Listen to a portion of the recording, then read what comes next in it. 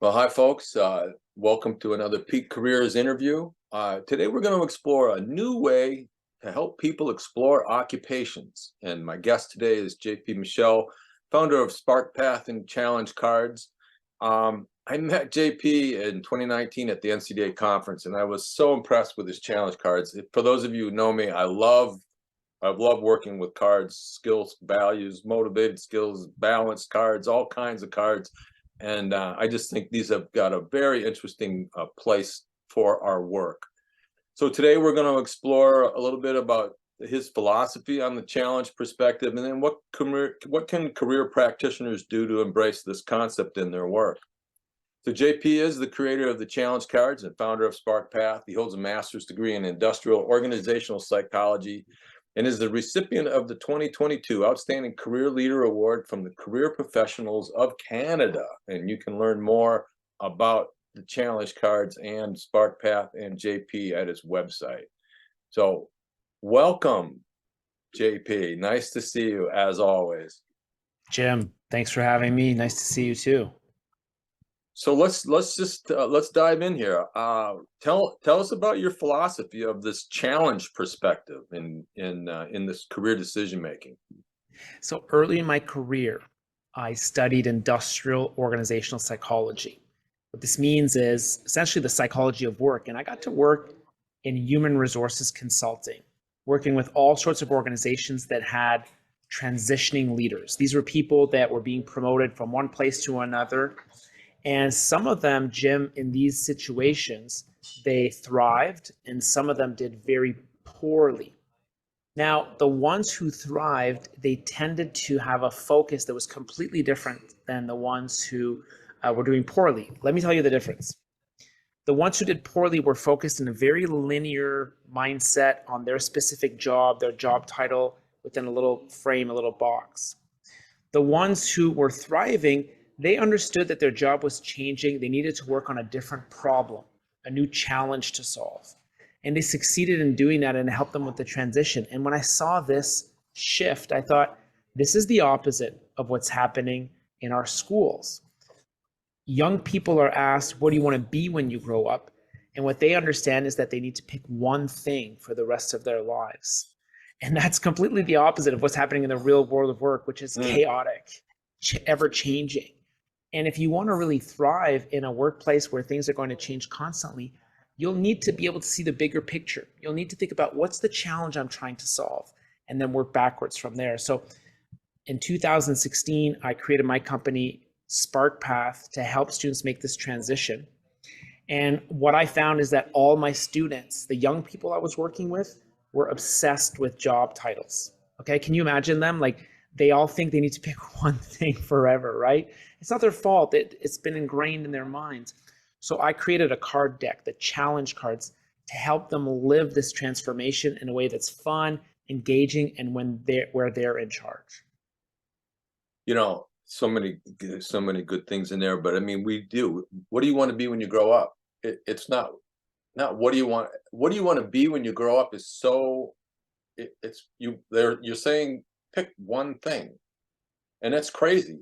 Nobody who does one job for their whole life, well, I shouldn't say that. Very few people do one job their whole life. Most of us, it's evolving, right? In this, I always want to explore more on this adaptability quotient, which I think that's where people thrive. Those people who are willing to be adaptable in their job. But to your point on the careers, I just love the concept that you're getting away from picking up one occupation and saying, what do you like to be challenged with? What kind of problems do you like to solve? Because that opens up a world of options, right? Can you talk a little bit more about that? Yeah, I mean, the world of options is important because the student that we meet, they're looking for the opposite. If I need to get to one job title at 14 years old, at 16 years old, it's time to narrow down as fast as possible. It's time to commit. It's time to predict the future. And it's time to be extremely confident that I made the one right choice for the rest of my life. Jim, if I sound like I'm giving terrible advice, it's because I am. What we need in the world is actually the opposite. So we want that new person to be exposed to a world of possibilities. Let me give you a bad way to do this, Jim. Ask a teenager what problems they want to solve in the world. Why is that a bad way of doing it? Well, I'll tell you, for most teenagers, that's a very intimidating question. It's too broad. They've never thought about the world that way. They've never thought about their careers that way. Instead, why don't you simplify the exercise and just give them examples of problems to solve? Do you want to increase sustainable energy or improve mental health? Maybe you can have a young person look through a magazine and pick their favorite article. They might pick something like a special type of algae that's being created to clean polluted waterways. That's the article that a young student that I worked with picked way back in 2014 when I first started developing this methodology. So for her, the algae, Jim, like this lit her up. She got to choose. Imagine like this is aligned with her values, right? So then we did some labor market research, let's call it. Who's making the algae? Who's working on this challenge? What company is doing that? So we found the name of the company online, very easy to do.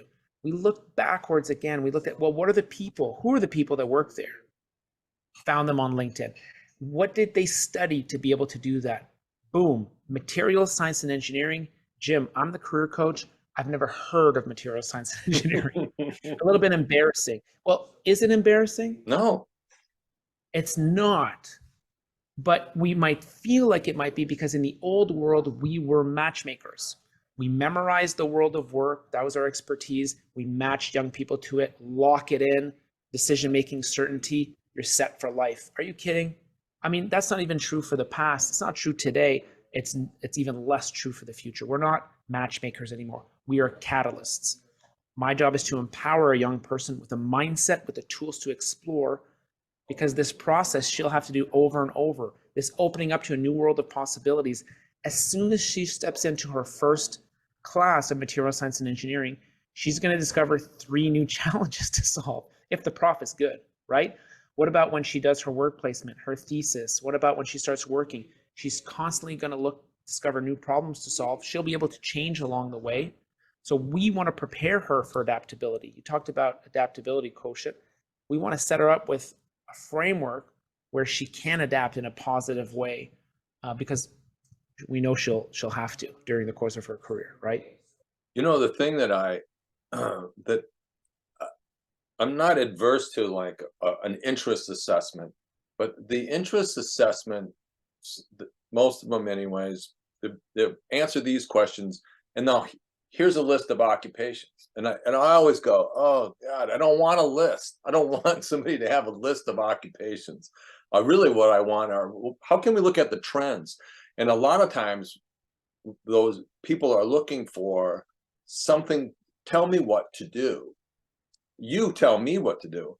Well, with your model, as you explore the challenges, find something that you're interested in. And what I love about your cards is it kind of gives me something to go, well, is it environmental, or is it more mental health, or is it more, building something? I mean, whatever. You've got different things that I get to pick from.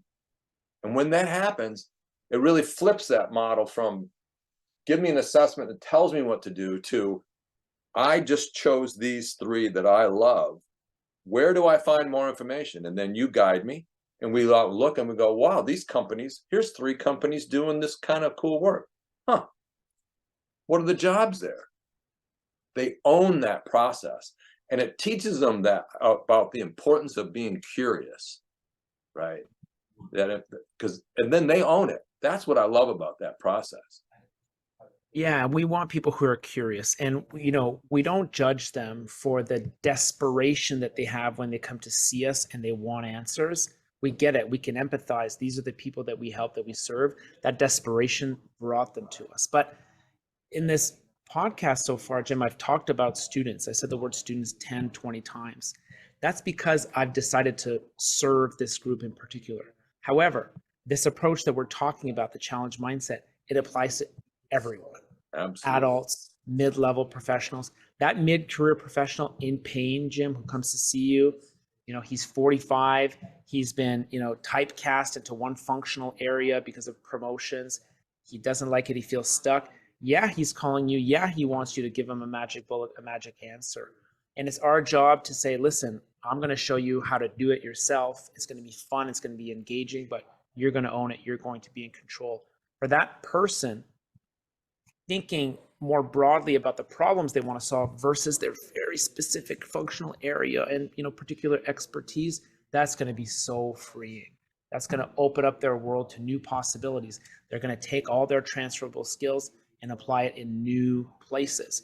It may seem unlikely to them at first until they do the research you prescribe, which is find companies, find people, and interview those people. And then you kind of notice, oh, wait a minute. A lot of these folks came from different places. Wait a minute. In the real world, it takes an interdisciplinary, approach to solve challenges. Wait a minute. I'm not limited just by what I've done. And that feels good, when they start to come up with those realizations. Yeah, I mean, when people come to me and they're frustrated with those jobs, a lot of times I like to say, well, what part of the job did you like? And maybe it's even been taken away from you. Maybe there was a part of the job you liked earlier on in your career, but what was that? And I said, and then the question becomes, who else is doing that? Who else is using that skill? And people are just so myopic in their thinking, that these are the skills that I have. I've only ever done them in whatever, school counseling, or I've only done it in K to 12. Where else can I do this? There's lots of places. I still remember when I was a school counselor years ago, and I was like, I want to get back to college, or I'm not really sure exactly where I want to go, because I had left higher ed and went to school counseling, and I was thinking this is what I kind of want to do, and but I wanted to do something different. And I remember I actually sat back and said, these are the 3 things I love to do. And I actually went out and met with, because I was involved with the local Rotary Club, I knew all these folks. I went and met with the president of a bank, a CEO at a hospital, local hospital, president of a community college, a city manager, a person at the paper mill, a vice president at the paper mill. And I went to them and said, these are the 3 things I love to do. I'm doing them now in the school counselor world. What do these things look like in your industry, in your world? Every single one of those people could say, we would hire you to do this in our company. We would hire you to do this. And that's what people don't get it, is that the challenges that you love to do, the skills that you have, they are so transferable across industry. And the question when you ask people, what do you want to be when you grow up? It's such a wrong question. What do you want to be when you grow up? It's like, what are the skills that you want to use, and how do you want to use them? Yeah, and that flexibility, the breadth of those opportunities, it's hard to reflect that in the interest assessment. Listen, I love interest assessments. I love self-awareness. I love psychometrics. We all do in this space, right? We like the self-awareness piece. The place where I get to be very delicate with an interest assessment, especially, is if I have a student that comes from some sort of obstacle in their background. I don't know. It could be they come from a marginalized group. They could come from a broken home. It could be generational trauma, any sort of obstacle that would limit their exposure to what's available in the world. If I decide to ask that person right off the bat, tell me what you like based on what you already know, I'm in trouble. I want to be careful not to double down on who she was. I'm more interested in who she wants to become. So why is this an issue? Well, let's look at it from an equity lens. If you ask her, do you like to sell stocks and bonds? She may say no, because she's never heard of a stock or a bond. I had not heard of a stock or a bond when I was 18. I had some questions. I did an interest inventory. I had questions about my career. I love the Holland codes for the 6 pieces of the pie. I use that model. But when it comes to putting out a list of job titles, I don't want to double down on who people were. I don't want to crystallize their past identity. I'm interested in an aspirational identity. So this is why the majority of schools who are using the challenge mindset as their new approach, it's the baseline. It's what they start off first. They want to create this expansive future that's just built on imagination and discovery, and they do self-awareness last. I'm going to say that again because it is a transformational approach compared to the status quo. Why? Because our field is so good at self-awareness, and there's a lack of self-awareness in the world, so we default to that. But again, do we want to start the process by doubling down on who they were, or do we help them discover new possibilities of challenges that they can solve? Companies that are working on that people never knew existed. The people who work there, they could never have imagined that person, what did they do? Education programs that they had to do. You've just filled up, created this whole imaginary world that didn't exist before.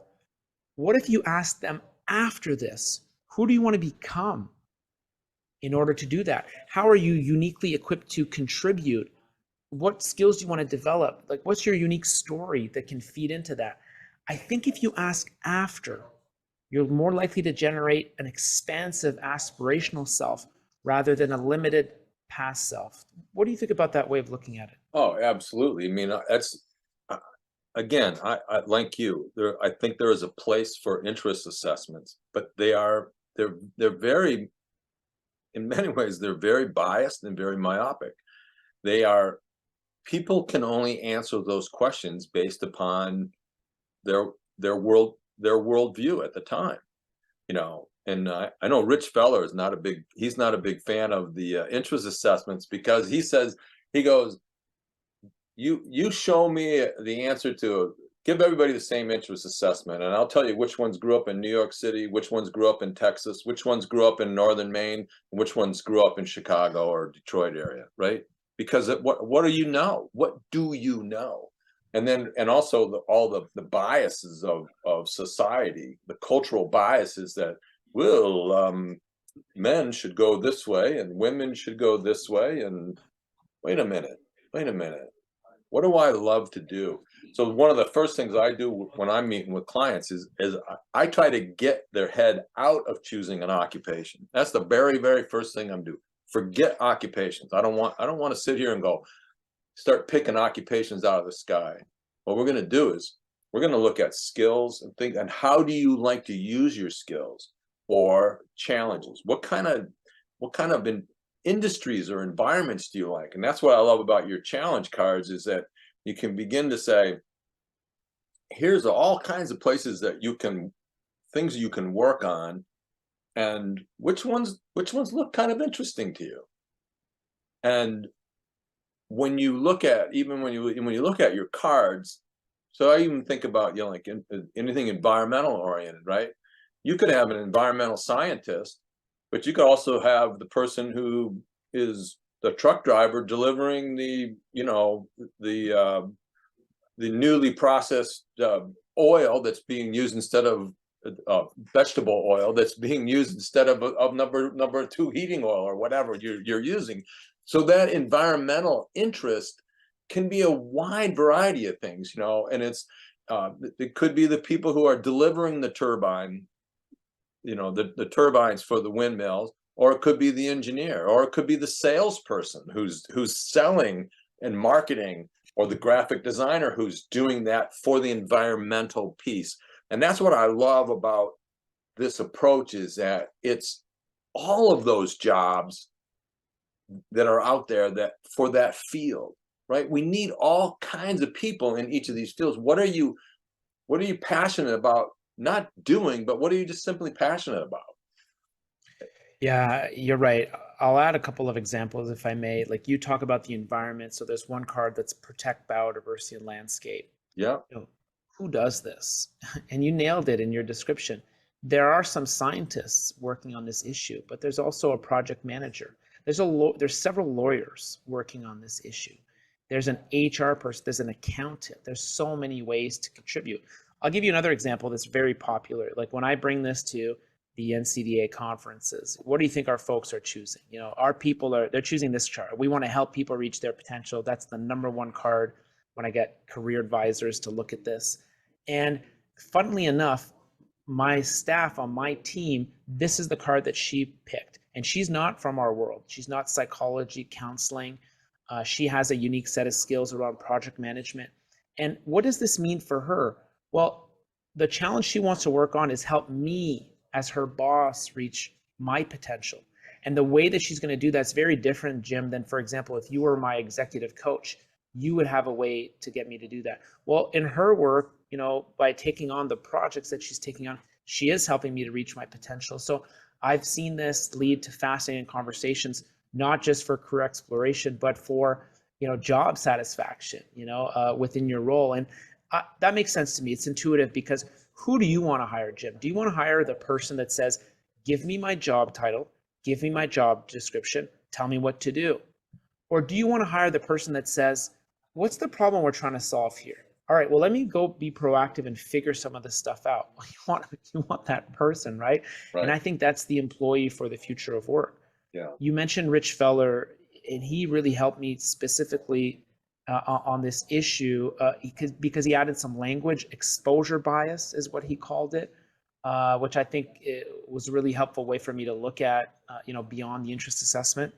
And I know that in your case, you've thought about the challenge mindset. You've used the challenge cards. Why did you decide to do that? And what kind of results are you seeing from the participants that are experiencing this? Well, it's kind of a bunch of the stuff that I've said, but I like to get people's heads out of choosing an occupation. And the challenge cards helps people sit down and go, what areas am I really, what are areas or arenas am I most interested in? And most people can do that. So it gives them a confidence, It's not that I'm undecided. I don't know what to do. Wait a minute. Do you like helping people? Do you like doing this? Are you interested in this? And then you begin to explore, well, how does that look in all these different places, and who's doing it? And it is just, to me, it builds that curiosity. To me, it gets their head out of, it's a specific occupation I need to be working on. I mean, isn't it great when you come home for Thanksgiving after you've been to college for this fall semester, and Uncle Joe says, so now what are you going to be when you grow up? It's like, oh my God, I don't have an answer to that. But what if you can say, I'm not really sure what it is, but I think it's going to be something with the environment, and it's going to be problem solving something in the environmental world, and I'm considering these options. That's a whole different feel. There's a feel of confidence. There's a feel of direction, and that's what I love about the using these cards and this approach, is that it gets their head out of that picking an occupation, and it gets into, there's a myriad of options. What else is out there? Yeah, that's a good That's really description. what I want. But then you got to give them the tools to do that, like researching on LinkedIn. And one of the things I love about LinkedIn is you find a company, and it always gives you suggestions of people also liked other companies. And that's the thing that I really love, is people also looked at, because everybody knows what LL Bean is, but what other companies are like LL Bean, right? And all of a sudden you're kind of like, wow, I never really thought about that company. They're doing something similar, and so it gives that people an opportunity to sort of begin to be curious. So that's the biggest thing that I love about it. That's a good description, the way you said it. And I love the use of the word confidence. And that was an unexpected consequence, positive consequence of what I've seen in this approach, is that I've met a lot of people that lacked confidence. In fact, I would argue that they felt that the world didn't need them. That's one of the ways they showed up to career exploration. And I have a very optimistic view, as you can probably tell from my energy. I believe the world needs them. Yeah. And I want to make the case for that. And I don't want to sell it to them as an idea, like if I'm a motivational speaker. I want them to experience it and believe it, which is why I show them through the challenge cards. As they sort, as they feel, as they look, as they read, as they find those real companies on LinkedIn, the confidence that comes from, wow, there's so many opportunities, there's so many ways I can contribute. That means a lot. It's very valuable for them to have that type of confidence. And I mean, there might be someone listening to this, Jim, that says, I want to try, like this makes sense to me. How do I use this in my practice? Of course, I built a tool to do this, but there's so many ways to do this. If you want to do this tomorrow, you may ask your client to look at the United Nations Sustainable Development Goals and pick the one that resonates the most with them, and then have a conversation about it. You ask them, well, why did you pick that? And that question is actually the most important part of the exercise. It's not about choosing the challenge. It's about, well, why? What is it about that? And you'll quickly notice that people see completely different things from the same challenge, right? You could give them a newspaper article, a magazine, like the student that I described earlier on. Help people look at challenges in their environment, pick the ones they like, and then explore, poke and prod at that and go do some online research. And then as a practitioner, you have to say to yourself, what's the value that this has for me? Like Jim, in your case, when you open up people, when you get them to let go of, I call the job title mindset, but when they let go of this focus on occupations, if you can do that in 5 minutes instead of 50 minutes, what's the value to you? Like, are there other cool things that you'd much rather be doing in the rest of the 45 minutes? What's the benefit? How much more fun is it for you to have someone who's open-minded, who's curious during your session? To me, those are the questions I'd be asking myself if there's someone listening who's saying, I don't know if I should try this. Why would I try this? Think about what's in it for you and what's in it for your client. Yeah, well, we've sort of gotten to my second question. What can career practitioners do to embrace this concept? I mean, it sounds like, the one, obviously they can get the cards, and the link is here on the web page and the YouTube channel. But it's a mindset change as much as it is. I mean, the cards are great because it gives you a tool, it gives you some language, and a lot of people need that. But again, you could just go to I love the idea of just going to the website and just picking one of the options. But again, a magazine, there's a whole bunch of stuff that people could do to begin that. But other thoughts on what career practitioners can do to embrace this concept? We're talking about a huge shift for people who have been asked, what do you want to be when you grow up, for 15, 30 years? How can you make the shift easier for them? And how can you make the conversation easier for you? Jim, it doesn't feel good when someone shows up and says, tell me what I have to do. That's a lot of pressure on you, and it's not a fun place to start. So why don't you make it easier by exploring challenges through this lens? So what's the shift that your clients or students will make?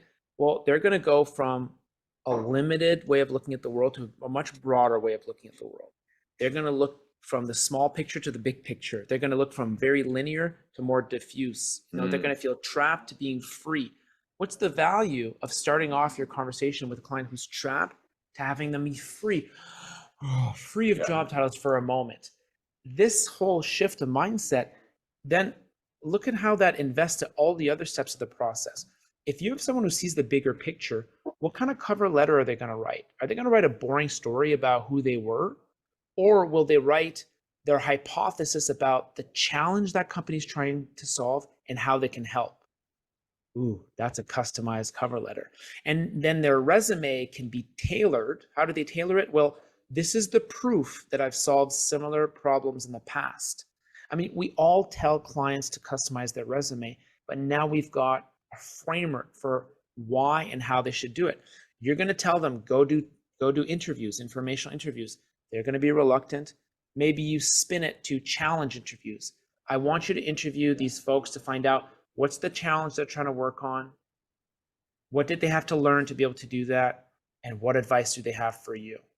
Okay, great. Now they have a framework for that interview, and it tends to feed into everything else that you're trying to do to start off the career conversation with challenges instead of job titles. Yeah, I just find it so much more optimistic for the students and the clients to be able to say, you have hundreds of options rather than pick an occupation. Pressure to pick an occupation, and then they feel locked in. That's gonna, I have to make the right choice because that's what I'm gonna do for the rest of my life. That's But right. when it gets presented in this, what are the challenges that you like to take on? What are the things that you love to do, and how can you learn more about what are the options out there? Because the options are high and low and broad, right? They're in different. It's like my example. I mean, I could have worked in banking. I could have worked at a paper mill. I could have worked at a community college. I ended up working at the community college. But I mean, I had all those industries said they had a place for me. And for me, I followed my passion, which was to get back into higher ed. But it was a positive, it's an optimistic approach to this whole process. Yeah, I think that people can use a healthy dose of optimism in the process. And the way you just explain it, you're talking about like your multiple potential selves. And there's so much serendipity. We want to include that in the process, right? For myself, I thought I was going to do industrial organizational psychology for life. And then I had this entrepreneurial pull that I had to go do something on my own. Like, I got to go solve this problem for youth. And when I started it, I was a career coach, a one-on-one career coach. I loved it. But I made this tool, the challenge cards. I brought them with me to NCDA in Orlando 2017. And then my life changed because I stopped doing coaching. I started focusing on the cards. And then when higher ed started using it, they said, well, we need a digital version. What do I know about coding? So then I had to become the founder of a tech company, of an educational technology company. And so, I think the rest of my life will look like this: constant change and constant adaptability. Right. There's always a problem to solve. And I've got choice and agency and power about where I go and what I do and how I help. And I have to make that fit with what's unique about me. But I'll never lose sight of, what am I actually trying to do? What am I here for? And I think if I only do that by starting with myself, I'm going to be limited. I won't really see what's going on around me. And we're talking about helping people go through 50-year careers. I mean, how many times will they transition? If they have the opportunity to work with you, Jim, one-on-one through one of those transitions, will they be smarter the second time they do it, the third time they do it? Yeah, you'll have given them skills to transition their careers. And I think that's really important. Sounds like a book in there. Jim, I wrote a book. You know about this. And it will be ready shortly in the next 3 to 6 months. And nice. I hope it makes a big difference for people. So your book is, give us a thumbnail. So it's about this concept. Yeah, the book is called The World Needs You, because it's at the heart of this message. When students drop the job title mindset and discover the challenge mindset, they learn, they see the experience, they believe that the world needs them. And there are thousands, hundreds of thousands of people in charge of helping students reach their potential. And they're limited by this job title mindset. They're bound, they feel shackled, and they want a better approach. They're looking for it. Every time I meet someone who discovers this approach, they feel like they've been freed. So the book gives them the methodology, the approach, and some practical tools that they can use right away with students to get them to see the bigger picture and imagine a greater future for themselves. Okay, I'm buying a signed copy, FYI. So that's what I want. Deal. Deal. All right. Well, listen, thank you very much. And just want to close this interview up and let people know that I am Jim Peacock with Peak Careers Consulting. I started in 2001 as a side gig, basically teaching the facilitating career development class. And then in 2020, I added online discussion-based seminars. So they're quite different in the sense that they're discussion-based. They're with a cohort of people. We have a minimum of between 4 and 10 career practitioners who take these seminars for 5 weeks. New articles come out on a topic. Then there's typically two discussions each week. It's asynchronous, so people can log in and participate pretty much when they want. It opens Saturday mornings, and we ask people to post by Wednesday. So they're very different. If you'd like to check, you can check out my website to learn more about those. I also love doing face-to-face workshops. I'm the author of a field guide for career practitioners, and I also wrote a book on my adventures in New Zealand. And okay, I'm trying to go to one more slide here. I guess I'm going to have to hit this button here. And if you want to connect with me on LinkedIn or Facebook, you can search for Peak Careers. And if you'd like to sign up for my weekly career email, you can go to that website, my Peak Careers website, or use that QR code. JP, always good to see you, and thank you very much for sharing your thoughts on this. Jim, thanks for having me. It's a pleasure, and I look forward to our next chat. And we'll see you at NCDA in end of June. Okay, great. See you there.